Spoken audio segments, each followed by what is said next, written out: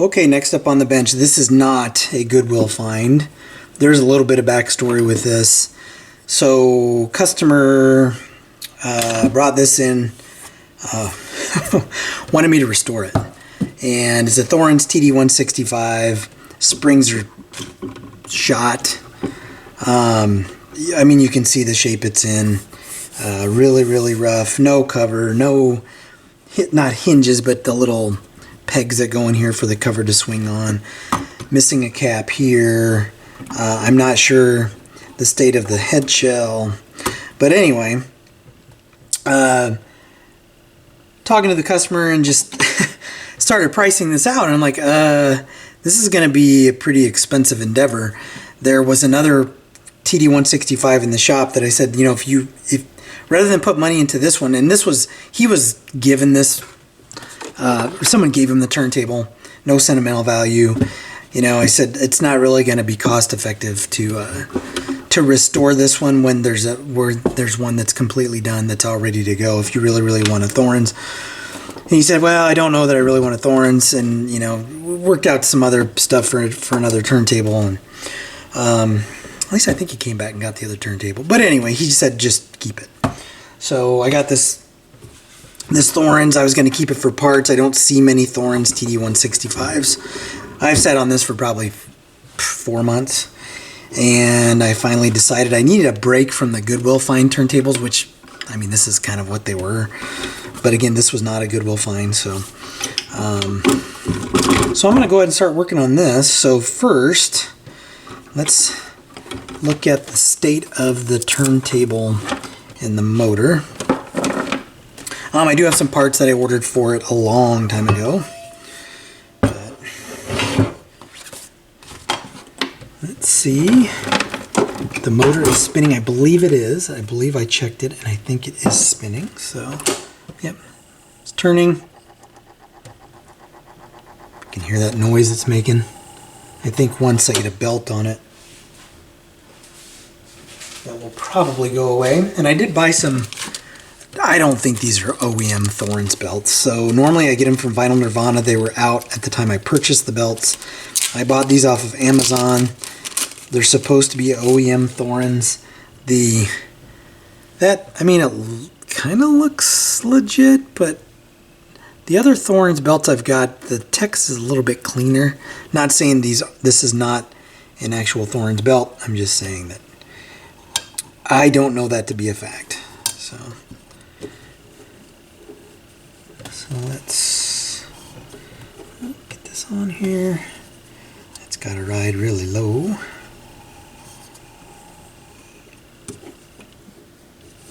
Here we go. All right. I'm just curious if that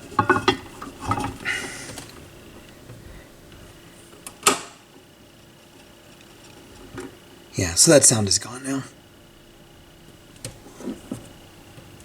Alright, so it's spinning.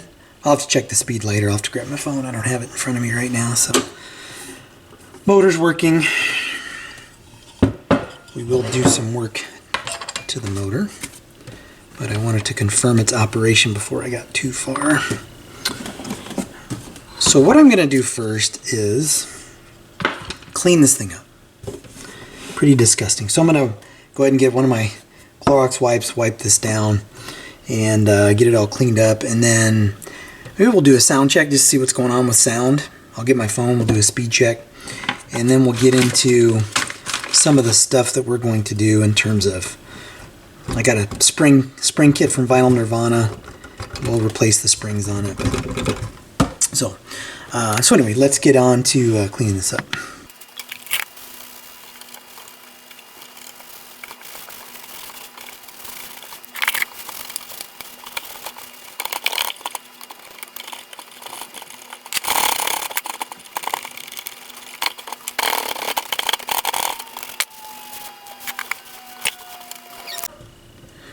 Okay, so there's Ralph right on cue. Wonderful, wonderful dog. So this top surface is So this top surface, as I was saying before I had to go take care of the dogs, kind of in what I found to be the typical state they're in, very, very scratched. This is not a very resilient surface. This is certainly not the worst I've seen, but as you can see, there's some rub marks, some scratches from the platter, and all that stuff. For a first initial clean, it's pretty good. Alright.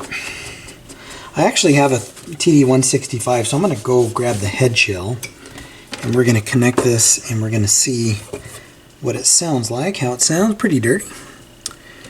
And I am going to lube. That's bone dry. I'm going to lube this inner platter. And yeah, so I'll be right back. Oh my goodness, I just went on a expedition to find a dang cartridge for the head shell. So if you're not familiar with Thorens head shells, they're bottom mount with a very specific size screw that goes in there. So you have to get a cartridge, right, of the right width to use a screw. And I have a bag of random screws for Thorens, but I've used all the short ones. So it's one of those things. So, all right. Is my dryer going off? If you can hear that noise. Come on. Here we go. All right.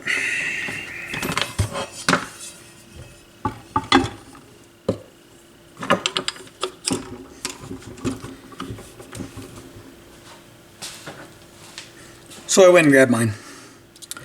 And I think this cartridge is good. This isn't the cartridge I keep on mine. I've really come to appreciate Stanton cartridges. So I put a Stanton on here from another turntable, and I assume the cartridge is okay. May not be though. What the? Here we go. Yeah, let me get my scale.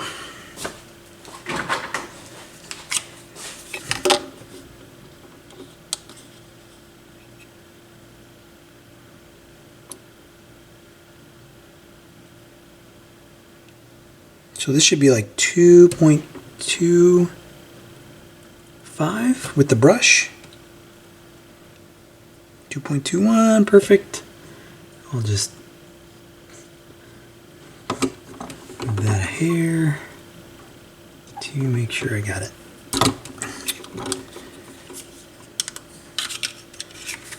All right.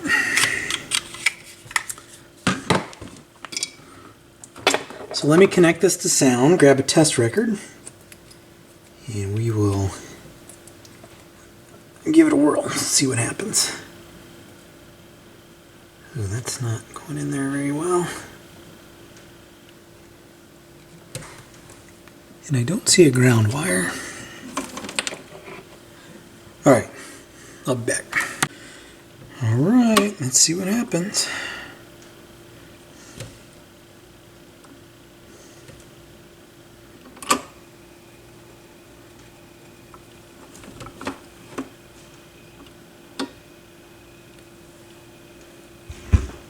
I hear music.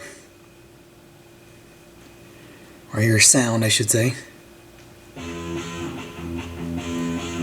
Running fast. Oh yeah, running fast. At least that's what it sounds like to me. Let's see just how fast it's running.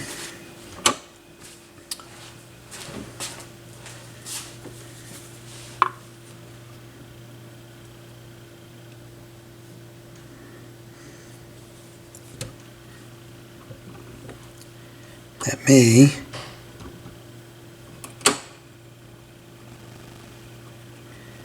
be too heavy. Yeah, 33, 34, 34.4, 34.7? 34.7-ish. All right. Well, we have sound, speed is off. Regulating speed on these isn't too tricky typically. And I'm not going to do that right now, but so the belt isn't sitting. The belt is sitting high on this spindle. So I can take a couple of spoons and just kind of like, basically I just pull it up. It's friction fit on there. So I take a spoon on either side and kind of move it up into position, but that's the problem. For some reason, that belt wants to keep riding up on that spindle. Yeah, it needs to come up a little bit. But what I want to do first is work out the issue with the springs. And I anticipate that this is probably not sitting where it's supposed to be sitting because the springs are shot. So